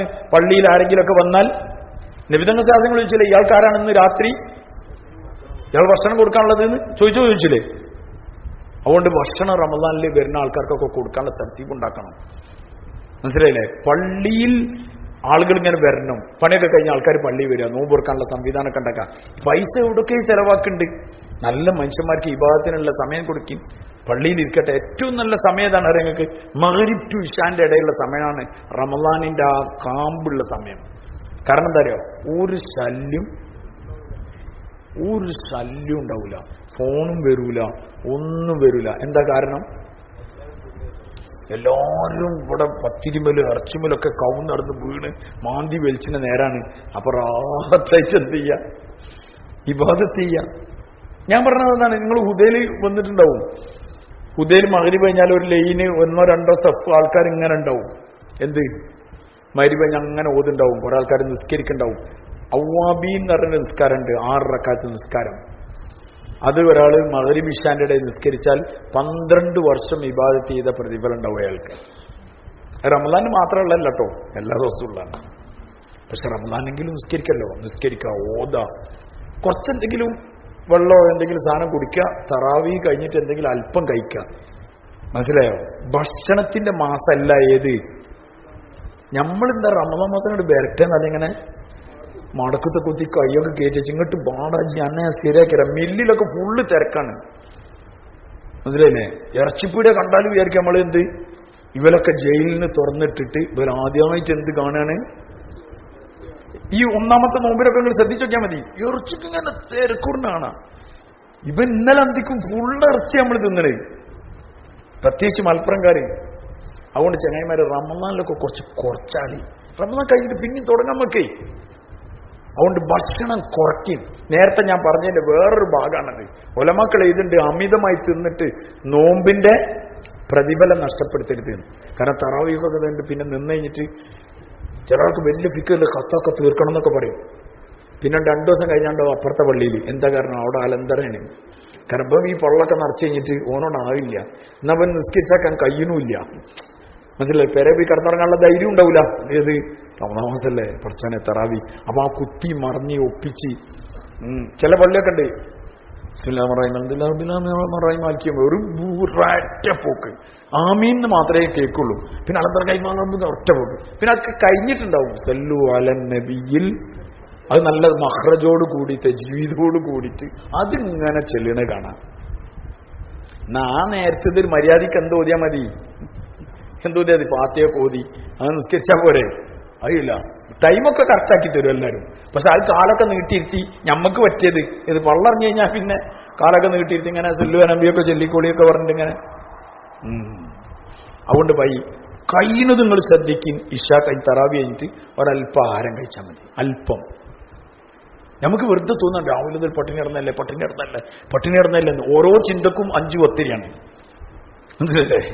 അങ്ങനെ ചിന്തിക്കൊന്നും വേണ്ട. അവിടെ ചില ആൾക്കാരൊക്കെ പറയും ദ്വാലെങ്ങാനും ഒരു പലസ്തീൻ വിട്ടുപോയാൽ അടിച്ചു കൊല്ലും ആൾക്കാർ. ഇവിടുത്തെ ഫലസ്തീന് ദ്വാരക്കാത്ത കഴിക്കും. അപ്പൊ പൊള്ളച്ച് തിന്നണം. ഐറ്റങ്ങൾ തിന്നണേ ഇല്ല. അതൊന്നും നമുക്ക് ഓർമ്മയില്ല.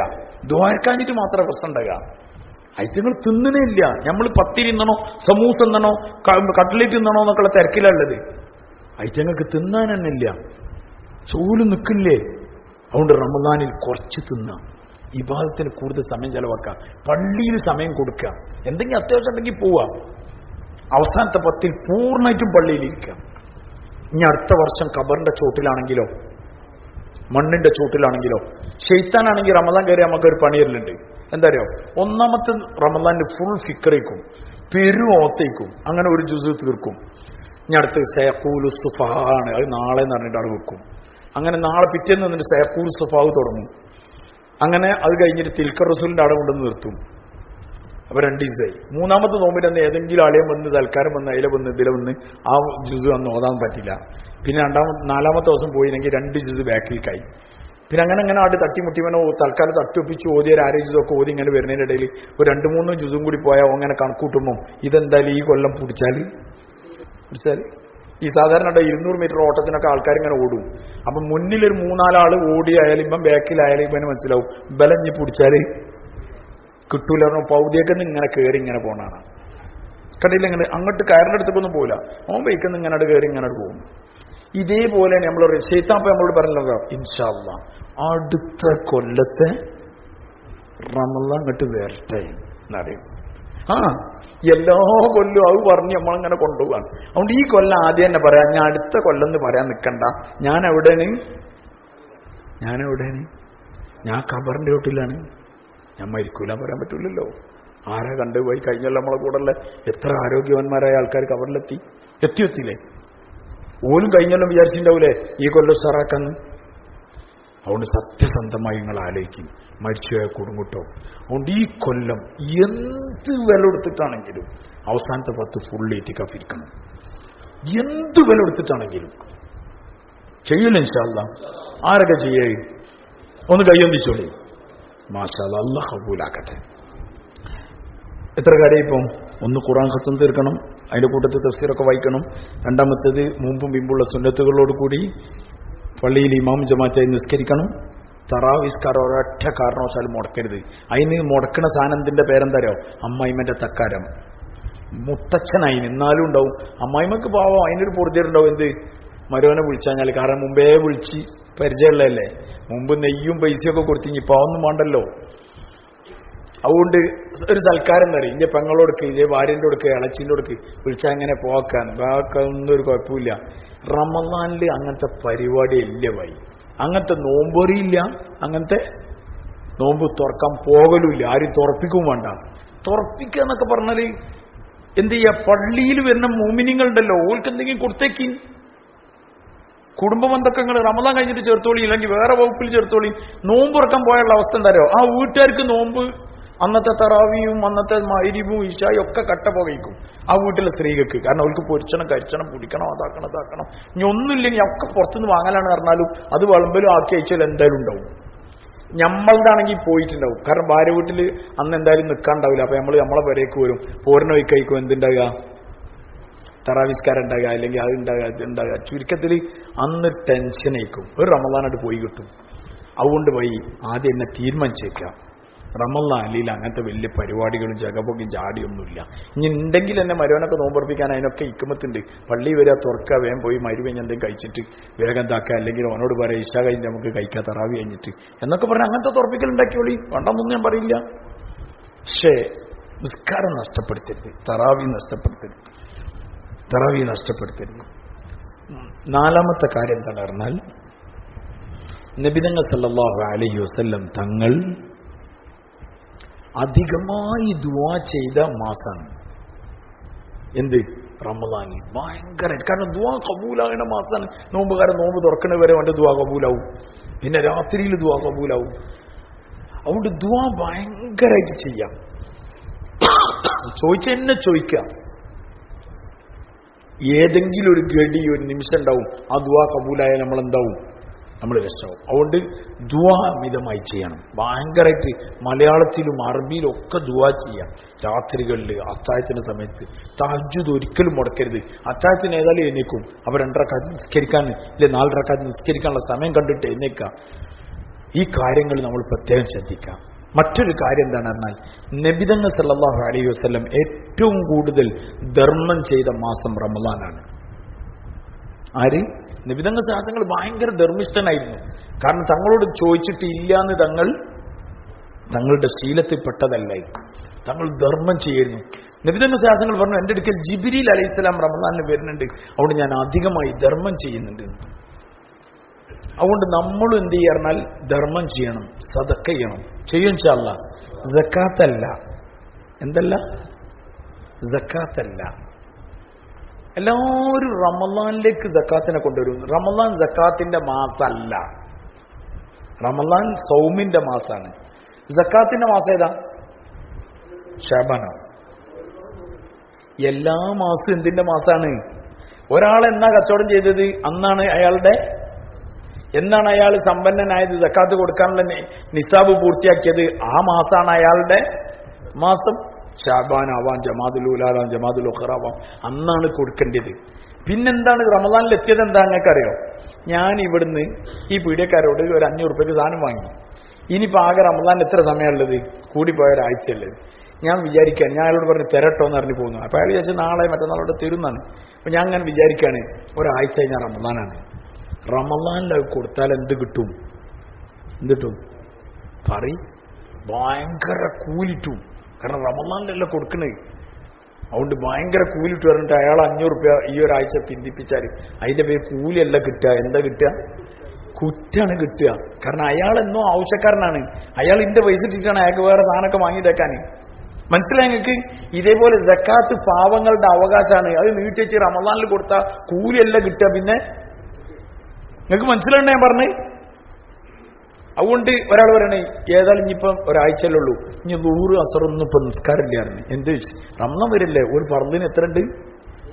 70 ഉണ്ട്. അതുകൊണ്ട് ഒക്കെ ഇനി റമളാനിൽ എന്താക്കാം? ഒരാഴ്ചന്റെ മുഴുവൻ നിസ്കാരം ഞാൻ അവിടുന്ന് നിസ്കരിച്ചാർന്ന എന്താ കഥ? അല്ല, ദൂറിനെ പറ്റി ദൂറ് നിസ്കരിക്കണം, അസറിനെ പറ്റി അസർ നിസ്കരിക്കണം. അത് പിന്തിക്കാൻ പറ്റില്ല. ഇതേപോലെ സക്കാത്തിന്റെ സമയം സക്കാത്ത് കൊടുക്കണം. അല്ലെങ്കിൽ അത് പാവപ്പെട്ടവന്റെ അവകാശമാണ്. അത് കൊടുക്കാതിരിക്കൽ അക്രമമാണ്. നമ്മളെ പൈസ അല്ലത്, ആണോ? അതുകൊണ്ട് സക്കാത്ത് കൊടുക്കുന്ന കാര്യമല്ല ഞാൻ പറഞ്ഞത്. സക്കാത്ത് എന്തായാലും ഈ ഇരിക്കുന്ന മുഴുവൻ ആൾക്കാരും, ഒരു കുട്ടി പോലും നിന്ന് ഒഴിവാവരുത്. നിങ്ങൾക്ക് വിശ്വാസയോഗ്യനായ ആലിം, അതാരും ആവാം, ആ ആലിമിന്റെ അടുക്കൽ പോയിട്ട് നിങ്ങൾ പറയണം, ഇതാ എനിക്ക് ഇത്ര ഉറുപ്പ്യ ശമ്പളം ഉണ്ട്, എനിക്ക് 25,000 രൂപ അല്ലെങ്കിൽ 18,000 രൂപ അല്ലെങ്കിൽ 12,000 രൂപ ശമ്പളം ഉണ്ട്, എന്റെ ഇതിങ്ങനെയൊക്കെയാണ്, എനിക്ക് ഇത്ര തേങ്ങട്ടി അതിന് ഇത്ര പൈസ ഇട്ടു, ഇങ്ങനെയൊക്കെയാണ് എന്റെ ചെലവ്, ഇങ്ങനെയൊക്കെയാണ് എന്റേത്, ഒരു കൊല്ലത്തിൽ എന്റെ മാസം ഇല്ലെങ്കിൽ ഒരു മാസത്തിൽ ഇങ്ങനെയാണ്, ഇങ്ങനത്തെ 12 മാസം ഉള്ളത്, ഞാൻ സക്കാത്ത് കൊടുക്കാൻ അർഹനാണോ? നിങ്ങൾ സ്വന്തം തീരുമാനിക്കരുത്. എന്ത് ഞമ്മക്കൊന്നും സക്കാത്തില്ല, അത് നിങ്ങൾ തീരുമാനിക്കരുത്. അതാര് തീരുമാനിക്കട്ടെ? പറയുന്നത് ഒരു ആലിം, ഇതിനെക്കുറിച്ച് സക്കാത്തിനെ കുറിച്ച് അറിയുന്ന ഒരു ആലിം തീരുമാനിക്കട്ടെ. അദ്ദേഹം പറയാണ് ഇങ്ങനെയൊക്കെ ആണെങ്കിൽ നിങ്ങൾ സക്കാത്ത് കൊടുക്കണ്ട, നമുക്ക് സമാധാനമായിട്ട് നിൽക്കാം. അല്ല, അയാൾ പറയാണ് നിങ്ങൾ ഇങ്ങനെയൊക്കെ ഉണ്ടല്ലോ, ഇത്ര ഉണ്ടല്ലോ, അതുകൊണ്ട് നിങ്ങൾ ഇത്ര സക്കാത്ത് കൊടുക്കണം, അപ്പൊ നമ്മൾ അത്ര സക്കാത്ത് കൊടുക്കണം. മനസ്സിലായി? ഇത് ചോദിക്കൂല നമ്മളെന്നെ സ്വന്തം 10 കൊടുക്കണ്ട, ഞാൻ എൻ്റെ പൈസ. ചിലവുണ്ടാവും ഒരു 5 കോടി രൂപേന്റെ ബില്ലിംഗ് ഉണ്ടാവും, അതങ്ങനെ വിൽക്കാൻ വേണ്ടി വാങ്ങിച്ചേക്കും. പക്ഷെ ഒരു ഉറുപ്പ്യ ചങ്ങായിൻ്റെ വേറെ എണ്ണ അടിച്ചാൽ ചിലപ്പോൾ 500 രൂപ ആരോടെങ്കിലും വാങ്ങിയിരിക്കും. ഓൻ പറയാം ഞാൻ ദരിദ്രനാണ്, എനിക്കൊന്നും കൊടുക്കാനില്ലാന്ന്. അവിടെ എത്തും അറിയാം ഓൻ എന്താണെന്നുള്ളത്. നിങ്ങൾക്ക് മനസ്സിലായാൻ പറഞ്ഞേ? അതാണ് ഞാൻ പറഞ്ഞത്, നിങ്ങൾ ആലിമീങ്ങളോട് ചോദിക്കണം. മനസ്സിലായില്ലേ? ഈ കാര്യത്തെപ്പറ്റി വിവരമുണ്ട്, നിങ്ങൾക്ക് വിശ്വാസമുള്ള ആള് ഇന്ന ആളോട് ചോദിക്കണമെന്നൊന്നും ഞാൻ പറയില്ല. അയാൾ നിങ്ങളെ ആഖിറത്തിന്റെ കാര്യത്തിൽ വ്യക്തമായ സൂക്ഷ്മതയുള്ള ഒരു ആലിമാണ് തോന്നിയാൽ അയാളോട് ചോദിച്ചിട്ട് ആ കാര്യത്തിൽ തീരുമാനിക്കണം. ഒരു കുട്ടി പോലും ഇതൊന്നും ഒഴിവാവരുത്. അത് നിങ്ങൾക്ക് എത്ര ഉറപ്പാണ് എനിക്കില്ല എന്ന് പറഞ്ഞാലും നിങ്ങൾ ചോദിക്കണം. അപ്പൊ നിങ്ങൾക്ക് അതിന്റെ വേറെ സാധനങ്ങൾ കിട്ടും. മനസ്സിലായോ? അതുകൊണ്ട് സക്കാത്ത് വേറെയാണ്, സദക്ക ചെയ്യണം. നബിതന്റെ ശാസനങ്ങൾ ഏറ്റവും കൂടുതൽ സദക്ക ചെയ്ത മാസമാണ് റമളാൻ. അതുകൊണ്ട് പാവങ്ങൾക്ക്, കുടുംബക്കാർക്ക്, ഇളയമക്ക്, നമ്മളെ ഇളയന്മാരുണ്ടാവും, നമ്മളെ അമ്മകളുണ്ടാവും, നമ്മളെ അമ്മമാരുണ്ടാവും, നമ്മളെ പെങ്ങളെ മക്കളുണ്ടാവും, നമ്മളെ അളിയന്മാരുണ്ടാവും, നമ്മളെ കൂട്ടുകാരുണ്ടാവും, നമ്മളായിട്ട് സ്നേഹബന്ധത്തിലുള്ള ആൾക്കാരുണ്ടാവും, ഒരുപാട് മനുഷ്യന്മാരുണ്ടാവും. അവർക്കൊക്കെ കൊടുക്കുക. ഇനി പാവപ്പെട്ടവനല്ല, പണക്കാരനും എന്ത് ചെയ്യാ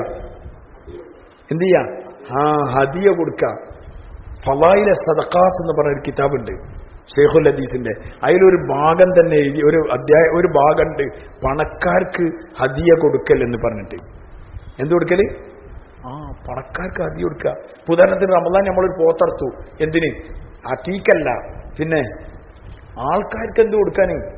എല്ലാവരും നല്ലൊരു ഇറച്ചുപത്തിരൊക്കെ തിന്നിട്ട് ഒരു ഹദിയ കൊടുക്കാൻ വേണ്ടി ഒരു പോത്തർത്തു. അതിൽ നാട്ടിൽ വലിയൊരു പൈസക്കാരുണ്ട്, അയാൾക്ക് കൊണ്ടേ കൊടുത്തു. അയാൾ ചോദിച്ചു എന്താ മുടിയാഴ്ചയുണ്ട് ചോദിച്ചു. മുടിയാഴ്ചയൊന്നുമില്ല, റമദാൻ ഇങ്ങനെ ഒരു കൂലിറ്റാൻ വേണ്ടിയിട്ട് ഞാൻ അർത്ഥം ഇങ്ങനെ കൊടുക്കാണ്. അപ്പോ അയാളെ തലൻ്റെ ഉള്ളിൽ ഒരു സാധനം കത്തും. എന്ത്? പടച്ചോനെ, ഇവനൊക്കെ ഒരു പോത്തറക്കാണ്, ഞാൻ എത്ര പോത്ത് അറക്കണം? സത്യാണ്. ഒരാൾ കുറച്ച് മീൻ വാങ്ങിയിട്ട് എടുത്തു, വലിയ നല്ല അടിച്ചുപൊളി പോയ മീനോ അല്ലെങ്കിൽ വേറെ ഏതോ നല്ല മീൻ കണ്ടപ്പോൾ ഒരു വലിയ പൈസക്കാരന് ആകെ ഒരു 500 റുപ്യ ആവുള്ളൂ ചിലപ്പോൾ. അയാൾക്ക് 500 റുപ്യൻ്റെ കൊടുത്ത അയാൾ നാവിക്ക് ചവിട്ടും. പക്ഷേ മീൻ കൊണ്ടേ കൊടുത്ത അയാൾ എത്തുകടൽ ഭയങ്കര സന്തോഷിക്കും.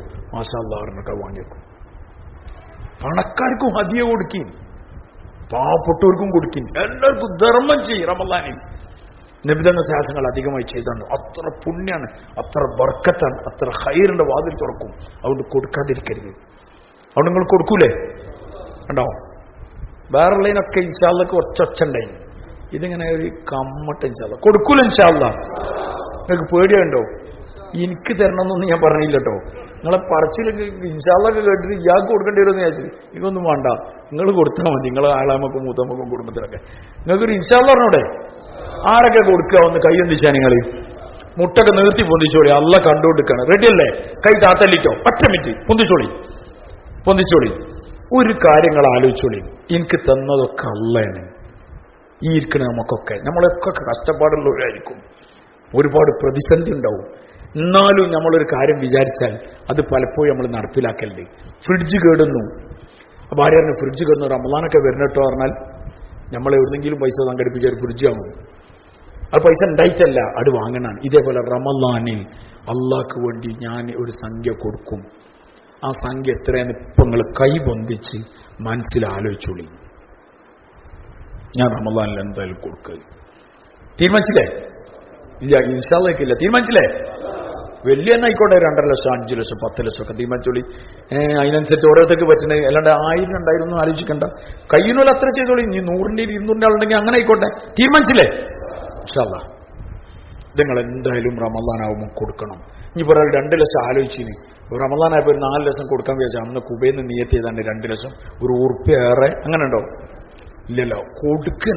കൊടുക്കല് ഭയങ്കര ആരാണ്. അള്ളാഹ് ചില സമയമുണ്ട്, ആ സമയം അത് കബൂലാക്കും. അപ്പൊ അള്ളാഹ് നമുക്കത് തുറന്ന് തരാൻ തുടങ്ങും. അള്ളാഹ് തുറന്നു നിന്ന ലോകത്ത് ഒരാൾക്കും തടുക്കാൻ കഴിയില്ല. പൈസ ഉണ്ടാക്കാൻ ടെക്നോളജി ഒന്നുമില്ല, ടെക്നിക്കും ഇല്ല, എക്കണോമി പഠിച്ചുകൊണ്ടൊന്നും നടക്കൂല. ഇത് എവിടുന്ന് കിട്ടാനുള്ളതാണ്? അള്ളാന്റെ നിന്ന് കിട്ടാനുള്ള. അതുകൊണ്ട് റമദാനിൽ കൊടുക്കണം. കൊടുക്കൂല ഇൻഷാ അല്ലാഹ്. പെങ്ങന്മാരോ പാവപ്പെട്ടവരോ അയൽവാസികളോ കൊടുക്കാൻ ഒരു വലിയ എമൗണ്ട് നമ്മളിങ്ങനെ ഇപ്പം ചെറുതാണെങ്കിലും നമ്മളൊന്ന് ആലോചിച്ചിട്ട് വലുതാക്കാൻ പറ്റുമെങ്കിൽ വലുതാക്കിക്കോളി. ആരും അറിയണ്ട. എത്രത്തോളം ഭാര്യ വരെ നിങ്ങൾ പറയില്ല, പേടിയാണ്. ചിലപ്പോൾ ഓളയിലേക്കൊക്കെ കൊണ്ടുപോയി കൊടുക്കലില്ലേ, കിട്ടണ്ട അവിടെ നിന്നൊക്കെ കഴിക്കും. അതുകൊണ്ട് ഭാര്യ വരെ അറിയണ്ട. ഓളൊക്കെ അറിഞ്ഞാൽ അതിന്റെ കെടുതികളും പ്രശ്നങ്ങളൊക്കെ വേറെ ഉണ്ടാവും. അതുകൊണ്ട് ഭാര്യമാര് വരെ അറിയാതെ രഹസ്യമായി കൊടുത്തേക്കും. നിങ്ങളെ റബ്ബ് മാത്രം അറിഞ്ഞാൽ മതി. കൊടുക്കൂല ഇൻഷാ അല്ലാഹ്. അതിന്റെ കൂട്ടത്തിലൊരു കാര്യം ഞാൻ പറയാൻ, നമ്മളെ വീട്ടില് ഇപ്പൊ ചില വീട്ടിലൊക്കെ ഈ റമദാനിന് വേണ്ടിയിട്ട് എന്താക്കിയിട്ടുണ്ടോ പറഞ്ഞാൽ ഈ വാതിൽ കട്ടിൽ കഴുകാന് പാത്രം തുടക്കാന് എന്നൊക്കെ പറഞ്ഞ് സ്പെഷ്യലായിട്ട് ആരെ വിളിച്ചിട്ടുണ്ടാവും? ഏതെങ്കിലുമൊക്കെ സ്ത്രീകളൊക്കെ വിളിച്ചിട്ടുണ്ടാവും. ഓൽക്കൊരു 500 700 1000 ഒക്കെ കൊടുത്തിട്ടുണ്ടാവും. കൊടുത്തില്ലേ? ഇത് വർഷം മുഴുവൻ ഈ പണിയെടുക്കുന്ന ഒരാളുണ്ട്. എവിടെ? പെരേലി. നമ്മളെ പാത്രം കഴുകുക, നമുക്ക് ചോറെടുത്ത് തരിക, നമ്മളത് കയറുക. ആരാണ് ആള്? ഓല ആ ചോറിന്റെ ഒരു ബാക്കി ഓല് തിന്നും. പലപ്പോഴും നടുക്കണ്ടൊക്കെ തിന്നിട്ട് തലയും വാലും ഒക്കെ ആയിരിക്കും ആർക്കുണ്ടാകുക? പെണ്ണുങ്ങൾക്ക് ഉണ്ടാകുക. ആഴ്ചകൾ പാവാണ്. ഓല അതിൻ്റെ ഒരു ബാക്കിയൊക്കെ തിന്ന് ആ പണിയൊക്കെ എടുത്ത് ഇങ്ങനെ ജീവിക്കണം. സത്യത്തിൽ ഓൽക്കും ആഹ്റം വേണ്ടേ? ഓലോട് നിങ്ങൾ കരുണ കാണിക്കണം. എന്താ കരുണ കാണിക്കണ്ടേ? റമദാനിൽ സ്പെഷ്യലായിട്ട് ഒന്നും ഉണ്ടാക്കണ്ടെന്ന്. മനസ്സിലായി നിങ്ങൾക്ക്? ഇത് നാവ് തുറന്ന് പറയണം. എന്താ നിങ്ങൾക്കറിയോ? ചിലപ്പോൾ ഉണ്ടാവും ഭാര്യമാർ നിങ്ങളോട് ചോദിക്കലുണ്ടോ എന്ന് എനിക്കറിയില്ല, ചോദിക്കലുണ്ടാവും, എല്ലാവരും ചോദിക്കും. നമ്മൾ ഉച്ചയ്ക്ക് ചോറുണ്ടാവുമോ എന്നൊക്കെ ചോദിക്കും. എവിടെയെങ്കിലും ഒരു കല്യാണമൊക്കെ ഉണ്ടെങ്കിൽ ഓൽക്കാരൻ്റെ ഒരു കല്യാണം നമ്മൾ വിളിച്ചിട്ടുണ്ടാവും, നിങ്ങൾ ഉണ്ടാവുമോ എന്നൊക്കെ ചോദിക്കും. എന്താ ചോദ്യത്തിൻ്റെ അർത്ഥം അറിയാം നിങ്ങൾക്ക്? എന്താ എന്താ നിങ്ങളില്ലെങ്കിൽ നമുക്ക് എന്തെങ്കിലും തക്കാളിയൊക്കെ താളിച്ച് ഒപ്പിക്കുക, അല്ലെങ്കിൽ രാവിലത്തെ കറി കൊണ്ട് ഉച്ചത്തെ കറി കൊണ്ടൊക്കെ ഒപ്പിക്കുക. നിങ്ങളില്ലെങ്കിൽ ഞങ്ങൾക്ക് ഇതൊക്കെ മതി, അങ്ങനെയാണോ? അല്ലേ? എന്താ നിങ്ങൾ പറയാത്തേ? അങ്ങനെയാണ്. അപ്പോൾ ആർക്ക് വേണ്ടിയിട്ടാണ് ഇത് ഉണ്ടാക്കുന്നത് പറഞ്ഞാൽ ഈ കാണുന്ന മഹാന്മാർക്ക് വേണ്ടിയിട്ടാണ് ഓലി മെനക്കടലൊക്കെ. അതുകൊണ്ട് ഈ മഹാന് തൽക്കാലത്തേക്ക് റമദാനിൽ ആ കുപ്പായെന്ന് കഴിച്ചിട്ട് ഒന്നിട്ട് താഴത്തേക്ക് ഇറങ്ങി കൊടുത്താൽ ഐറ്റങ്ങൾക്ക് എന്തെങ്കിലും അമലൊക്കെ ചെയ്യാൻ പറ്റും. ചിലർ സമൂസ ഉണ്ടാക്കിയില്ല, ഇതുണ്ടാക്കിയുള്ളൂ, ഇതങ്ങനെ. ചില ഉപ്പ് കയറിയതിന് വരെ ചീത്ത അറിയാം, ചില നോമ്പാണ്. അക്രമിയാണ് അവനൊക്കെ, അവൻ പെരുമക്രമി. അതുകൊണ്ട് സമൂസങ്ങൾ ഫുള്ളുണ്ടാക്കിക്കോളി റമദാൻ കഴിഞ്ഞിട്ട്. നിങ്ങൾ കട്ടിലേറ്റ് ഫുള്ളുണ്ടാക്കിക്കോളി. ഇപ്പത്തേക്കും കുറവൊന്നുമില്ല, ഉണ്ടോ? പൊക്കെ ഉണ്ടാക്കല്ലേ. റമദാൻ ഓലോട് പറയാ എന്തെങ്കിലും ചാറൊക്കെ ഉണ്ടാക്കിയാൽ മതി. എൻ്റെ ഈ ഭാഗത്തിന് ഒരു കുറവുണ്ടാണ്ട, നാളെ ആകർത്ത് വന്നിട്ട് ഇന്നെ പറയാൻ നിൽക്കണ്ട, ഈ ചെയ്ത് എന്ത് തന്നാലും എനിക്ക് കുഴപ്പമില്ല എന്ന് പറഞ്ഞ പോലെ ഫ്രീ ആക്കി വിടി. ഞാൻ ഈ പറഞ്ഞ പോലെ പള്ളി വന്നിട്ട് മാഷാള്ള ചെറിയ നോമ്പുറം കഴിഞ്ഞ് തറാവിയൊക്കെ നിസ്കരിച്ച് രാത്രിയൊക്കെ എത്താനാകുമ്പത്തിനും ഓൽക്കൂർ റാത്തേക്ക് ഓല എന്തെങ്കിലുമൊക്കെ അപ്പം ഉണ്ടാക്കി വെച്ച് ഖലാസ് ചെയ്യോ നിങ്ങൾ? ഇൻഷാല്ല വേറെ ചെയ്യോ? ഇല്ലെങ്കിൽ ചങ്ങായിമാർ ആകൃതിയിൽ തെങ്ങൾ കുടുങ്ങൂട്ടോ. ഉള്ള കാര്യം ഞാൻ ആദ്യം പറഞ്ഞതാ. മറ്റൊരു കാര്യം പറഞ്ഞത് ഞാൻ നേരത്തെ പറഞ്ഞു, ഈ വേലക്കാരികൾക്കൊക്കെ എന്തെങ്കിലും നമ്മൾ കൊടുക്കും. നമ്മളെ ഭാര്യമാർക്ക് എന്തെങ്കിലും കൊടുക്കലുണ്ടോ? നിങ്ങൾ പറയും, പണിക്ക് ഏതായാലും നിങ്ങൾ വിടൂല, എന്താ കൊടുക്കലുണ്ടോ? അതുകൊണ്ട് പറ്റെങ്കിൽ, ഈ വാക്ക് പറ്റുമെങ്കിൽ എന്ന് ഞാൻ അടിവരട്ടിട്ട് പറയാണ്. ഈ റമദാൻ ആവുമ്പോൾ ഓൾക്ക് എന്തെങ്കിലും നിങ്ങൾ കൊടുക്കും. ഒരു 5000 റുപ്യ, ഒരു 10,000 റുപ്യ, നിങ്ങളുടെ സാമ്പത്തിക സെറ്റപ്പ് അനുസരിച്ച് ഓൽക്കത് കൊടുക്കുക. ഇത് ഞാൻ അനക്ക് തന്നു, ഇത് എൻ്റെ ആഖിറത്തിന് വേണ്ടി. നിബിധങ്ങൾ സാഹസങ്ങൾ ഏറ്റവും കൂടുതൽ റമദാനിൽ ധർമ്മം ചെയ്യായിരുന്നു എന്ന് ഞാൻ കേട്ടിട്ടുണ്ട്. അതുകൊണ്ട് ഈ നിന്റെ ആഖിറത്തിന് ഇവിടെ പെരയിൽ സാധനം വാങ്ങാനോ തക്കാളി വാങ്ങാനോ ഉള്ളി വാങ്ങാനോ ഒന്നും ചെയ്തെടുക്കണ്ട, ഒക്കെ ഞാൻ വേറെ തരാം. ഇത് എൻ്റെ ആഖിർ ഉണ്ടാക്കിക്കോ എന്ന് പറഞ്ഞ ഐറ്റങ്ങൾക്ക് എന്തെങ്കിലും കൊടുത്തേക്ക്. എന്നാ വീട്ടിൽ വരുന്ന ആൾക്കാരുണ്ടാവും, ഓല അഞ്ചത്തിലുണ്ടാവും, ചിലപ്പോൾ കുപ്പായം വാങ്ങിയിട്ടുണ്ടാവില്ല, ഞങ്ങൾ ഉള്ളതുകൊണ്ട് ഇങ്ങനെ ഒപ്പിക്കുകയാണെന്നൊക്കെ ഓലോട് പറഞ്ഞിട്ടുണ്ടാവും. അല്ലെങ്കിൽ ആരെങ്കിലുമൊക്കെ ഉണ്ടാവും ഓൽക്കാരനെ കഷ്ടപ്പെട്ടവർ, ഓൽക്കൊക്കെ ഓല കൊടുത്തോട്ടെ. ആർക്ക് വേണ്ടി? ഓല ആഖിറത്തിന് വേണ്ടി. ഇത്ര കൊല്ലം നമ്മളെ കൂടെ പണിയെടുക്കുന്ന ആൾക്കാരല്ലേ, കൊടുത്തൂടെ? നിങ്ങൾക്ക് എന്താ അഭിപ്രായം ഉണ്ടോ? ഇല്ല, ഉണ്ടോ? കൊടുക്കണ്ടേ? ഒരിത്ര പണിയെടുക്കില്ല വൈ. നമ്മൾ ഈ ഒരു ദിവസം കേൾക്കാൻ വരുന്ന ആൾക്ക് 1000 റുപ്യ കൊടുക്കും. അപ്പോൾ ഓൽക്ക് കൊടുക്കണ്ടേ? ആരെ നമ്മളല്ലാണ്ട് ഓൽക്ക് വേറെ ആർക്കാ കൊടുക്കണേ? ഒരു വേറെ പണിക്കൊന്നും പോയില്ലല്ലോ. അപ്പോൾ ഒരു ഓല കുടുംബത്തിലും ആൾക്കാരുണ്ടാവൂലേ, ഓൽക്ക് ഇഷ്ടപ്പെട്ട ആൾക്കാരുണ്ടാവൂലേ. ഇനി ഓൽ മക്കൾക്ക് കൊടുക്കണം, മക്കൾക്ക് കൊടുത്തോണം, ആർക്കും കൊടുത്തോട്ടെ, ആർക്ക് കൊടുത്താലും ഓൽക്ക് കൂലിയിട്ടും. എന്താ എൻ്റെ ആഖിറത്തിന് ചെലവാക്കിക്കോ എന്ന് പറഞ്ഞിട്ട് ഒരു തുക റമദാനാവുമ്പോൾ നിങ്ങൾ ഓൽക്ക് കൊടുക്കണം. കൊടുക്കൂല? ഇൻഷാ അല്ലാഹ് കൊടുക്കോ? മാഷാ അല്ലാഹ്, അല്ലാഹ് കബൂലാക്കുമാറാവട്ടെ.